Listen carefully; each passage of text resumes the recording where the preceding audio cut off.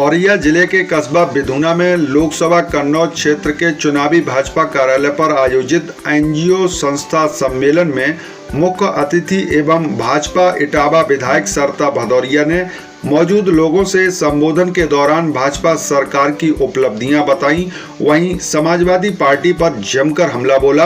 आपको बता दें कि भाजपा प्रत्याशी कन्नौज सुब्रत पाठक ने संबोधन में कहा कि प्रधानमंत्री नरेंद्र मोदी 2047 तक देश को विश्व की तीसरी महाशक्ति बनाने के लिए रात दिन एक कर जुटे हुए हैं, जबकि विरोधी आज बड़े जोर शोर से दुष्प्रचार करने में लगे हैं कि मोदी प्रधानमंत्री बने तो संविधान बदल देंगे। उन्होंने कहा कि संविधान न कोई बदल पाया है और न ही बदल पाएगा।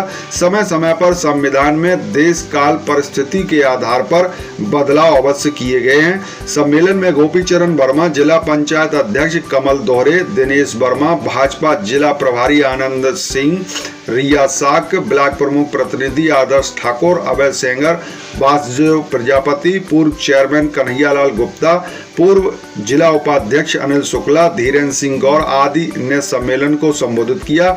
इस अवसर पर नगर पंचायत बिधूना के चेयरमैन आदर्श मिश्रा, टीटू भदौरिया, हरि नारायण तिवारी, बंटू राव दिवाकर, हरि चौबे, मनोज चतुर्वेदी, प्रधान लालू साक, अरुणा सक्सेना, सविता राजावत, प्रेमलता, संतोष सक्सेना, बिमलेंद्र सिंह सेंगर, कुणाल तिवारी आदि बड़ी संख्या में भाजपा कार्यकर्ता मौजूद रहे। आइए सुनते हैं कि भाजपा प्रत्याशी सुब्रत पाठक ने सम्मेलन के दौरान क्या संबोधन किया। इस प्रकार से कांग्रेस और इंडी गठबंधन के द्वारा एक षड्यंत्र, एक झूठ फैलाया जा रहा है। वह झूठ किस प्रकार से है? आपने देखा होगा इनके सभी कार्यक्रमों में जिस प्रकार से इन्होंने चुनाव की थीम बनाने की कोशिश की है, संविधान बचाओ। संविधान पर कौन सा संकट आने वाला है? संविधान तो क्या गड़बड़ होने वाला है? भारतीय जनता पार्टी यदि संविधान की विरोधी होती तो हमको 2 बार मौका मिला। हमारे पास में लोकसभा से लेकर राज्यसभा तक भी हमारे पास में बहुमत रहा। देश भर में आधे से अधिक सरकारें हमारी रही। यदि संविधान बदलना होता, हमने धारा 370 बदल दी, हमने 3 तलाक के कानून को बदल दिया। संविधान बदलना होता तो संविधान बदल देते, लेकिन भारत में संविधान बदलने की स्थिति किसी की हैया नहीं।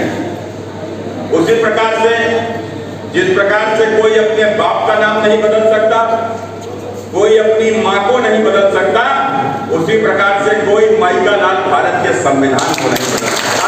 कोई माई का लाल भारत के संविधान को नहीं बदल सकता। संशोधन हो सकते हैं, लेकिन उसका बदला नहीं जा सकता। तो जिनकी शुरुआती झूठ से हो, उनसे मित्रों क्या उनसे हम भविष्य की कल्पना कर सकते हैं? उनसे हम किस प्रकार की उम्मीदें कर सकते हैं? सत्ता हासिल हो जाए, चाहे देश का बंटवारा हो जाए, सत्ता हासिल हो जाए, चाहे जाति का विभाजन हो जाए, सत्ता हासिल हो जाए, चाहे देश भाड़ भट्टी चूल्हे में चला जाए, बस सत्ता हासिल करके परिवार का भला हो जाए, या सोच रखने वाले लोग आज नरेंद्र मोदी का रास्ता रोकने में लगे हुए हैं।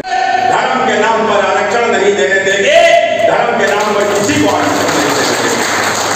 आरक्षण केवल हमारे पिछड़े दलित भाइयों को, जनजाति भाइयों के लिए है। इनके अतिरिक्त किसी को आरक्षण धर्म के नाम पर नहीं दिया जा सकता। या भारतीय जनता पार्टी ने जैसे प्रावधान बाबा साहब का था उस पर चलकर यह निर्णय लिया हुआ है। मित्रों, यह चुनाव भारत के भविष्य की दिशा को तय करेगा। और निश्चित रूप से आप भरोसा रखो, यदि भारतीय जनता पार्टी जीतती है तो भारतीय जनता पार्टी का जो संकल्प है सन 2047 तक भारत को विकसित राष्ट्र बनाना।